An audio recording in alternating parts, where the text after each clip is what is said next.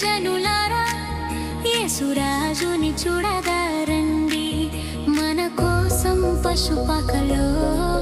పసిబాలుడై జన్మించెను రండి రండి జనులారా యేసురాజుని చూడగారండి ఆనందించెదం సంతోషించెదం క్రిస్మస్ పాటలతో ఆరాధించెదం ఆనందించెదం సంతోషించెదం